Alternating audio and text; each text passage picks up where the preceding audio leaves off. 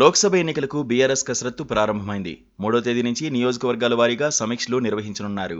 KCR medical రెస్ట్లో ఉన్నందున పూర్తి బాధ్యతలు కేటీఆర్ తీసుకుంటున్నారు. ఈ సమీక్షల్లో అభ్యర్థుల్ని కూడా ఖరారు చేసే అవకాశం ఉంది. కానీ ఇప్పుడు బీఆర్ఎస్ అభ్యర్థుల విషయంలో అతిపెద్ద సవాల్ ఎదుర్కొంటున్నారు. సిట్టింగ్ ఎంపీల్లో సగం మంది పోటీకి దూరంగా ఉండాలనుకుంటున్నారు. మిగిలిన సగం మందిని మార్చాలని బీఆర్ఎస్ అనుకుంటోంది. అందుకే ఇప్పుడు బలమైన అభ్యర్థుల కోసం బీఆర్ఎస్ అన్వేషిస్తోంది. లోక్సభ, అసెంబ్లీ ఎన్నికలు విడివిడిగా జరగాలని కోరుకోవడమే బీఆర్ఎస్ పార్టీకి ముప్పు తిప్పలు తెచ్చి పెడుతోంది. అసెంబ్లీ ఎన్నికల్లో ఓడిపోయిన 3 నెలలకే మళ్లీ లోక్సభ ఎన్నికల యుద్ధం చేయాల్సి వస్తోంది. అది కూడా 2 జాతీయ పార్టీలతో. లోక్సభ ఎన్నికలంటే జాతీయ పార్టీలకు అడ్వాంటేజ్ ఉంటుంది. ఇలాంటి సమయంలో ప్రతిపక్షంలో ఉన్న బీఆర్ఎస్ పార్టీ తమకే ఓటు వేయాలని ప్రజల్ని కన్విన్స్ చేయడం అంత తేలిక కాదు. అందుకే పోటీకి అభ్యర్థులు వెనకాడుతున్నారు.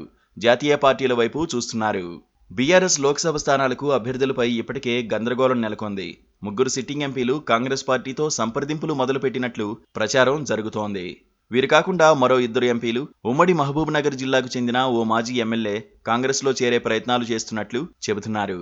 అసెంబ్లీ ఎన్నికల్లో ఎదురైన పరాజయం, గత 5 ఏళ్లలో ఎంపీలుగా ఎదురైన అనుభవంతో కొందరు పోటీకి దూరంగా ఉండాలని నిర్ణయించుకుంటే, మరికొందరు అధికార కాంగ్రెస్ పార్టీతో టచ్లోకి వెళ్లేందుకు ప్రయత్నిస్తున్నారు.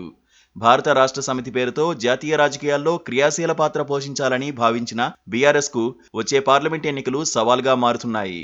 అసెంబ్లీ ఫలితాలు నిరాశకు గురిచేసిన పార్లమెంట్ ఎన్నికల్లో ఓటమిని అధిగమించేలా మెజారిటీ స్థానాలను కైవసం చేసుకోవాలన్న లక్ష్యంగా పావులు కదుపుతోన్న గులాబీ దళానికి అసలైన సవాళ్లు ఎదురవుతున్నాయి. ప్రస్తుతం బీఆర్ఎస్ పార్టీకి 9 మంది లోక్సభ సభ్యులు ఉన్నారు. ఈ ఎన్నికల్లో మరిన్ని స్థానాలను తమ ఖాతాలో వేసుకునేలా క్షేత్రస్థాయిలో పావులు కదుపుతోంది ఆ పార్టీ అగ్రనాయకత్వం. ఖమ్మం, నల్గొండ, వరంగల్, మహబూబ్ నగర్ జిల్లాల్లో లోక్సభ స్థానాలకు అభ్యర్థులపై గందరగోళం నెలకొంది. ఈ జిల్లాల్లో సిట్టింగ్ ఎంపీలు పక్కచూపులు చూస్తున్నారు. అధికార పార్టీలోకి వెళ్లి ఆ పార్టీ తరఫున పోటీ చేయాలని భావిస్తోన్న నేతలకు ముఖ్యమంత్రి రేవంత్ రెడ్డితో గతంలో సన్నిహిత సంబంధాలు ఉండడంతో గులాబీ దళంలో అనుమానాలు ఎక్కువయ్యాయి. గత 10 ఏళ్లుగా ఎదురైన అనుభవాలను తమ సన్నిహితుల దగ్గర ప్రస్తావిస్తున్న ఎంపీలు పార్టీపై అసంతృప్తి వ్యక్తం చేస్తున్నారు. పేరుకు లోక్సభ సభ్యులమే అయినా ఎమ్మెల్యేల చెప్పు చేతుల్లోనే ఉండాల్సి వచ్చేదని, తమకు ఎలాంటి గుర్తింపు లేదని ఎక్కువ మంది ఎంపీలు అసంతృప్తి వ్యక్తం చేస్తున్నట్లు చెబుతున్నారు.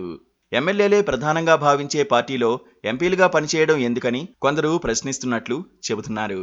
మరోవైపు హైకమాండ్ మాత్రం సిట్టింగుల అసంతృప్తిని పెద్దగా పట్టించుకున్నట్లు కనిపించడం లేదు. అభ్యర్థుల ఎంపికపై ఫోకస్ పెడుతోంది. దీంతో సిట్టింగ్ ఎంపీలు ఎలాంటి వైఖరి తీసుకుంటారో అన్న ఉత్కంఠ మొదలైంది. అసెంబ్లీ ఎన్నికల ముందే కాంగ్రెస్ పార్టీలో చేరాలనుకున్న పలువురు నేతలు కూడా ఎంపీలుగా అవకాశం దక్కితే కాంగ్రెస్ తరఫున పోటీకే రెడీ అవుతున్నారని ప్రచారం జరుగుతోంది. కొంతమంది కాంగ్రెస్ కాకపోతే బీజేపీ వైపు చూద్దామనుకుంటున్నారు. అయితే బీఆర్ఎస్ మాత్రం ఈసారి బలమైన అభ్యర్థులను బరిలోకి దించాలని గట్టి పట్టుదలగా ఉంది. అవసరమైతే కొంతమంది ఎమ్మెల్యేలను కూడా బరిలోకి దించేందుకు ప్రయత్నిస్తోంది. ఎంపీ ఎన్నికల్లోనూ బీఆర్ఎస్ పెద్దగా ప్రభావం చూపకపోతే తర్వాత తీవ్రమైన సమస్యలను ఎదుర్కోవాల్సి ఉంటుంది. పార్టీ ఉనికి ప్రశ్నార్థకంగా మారినా ఆశ్చర్యం లేదు. అందుకే ఎట్టి పరిస్థితుల్లోనూ ఇప్పుడు ఉన్న పార్లమెంటు స్థానాలనైనా నిలబెట్టుకోవాలని శక్తి వంచన లేకుండా ప్రయత్నం చేయనుంది.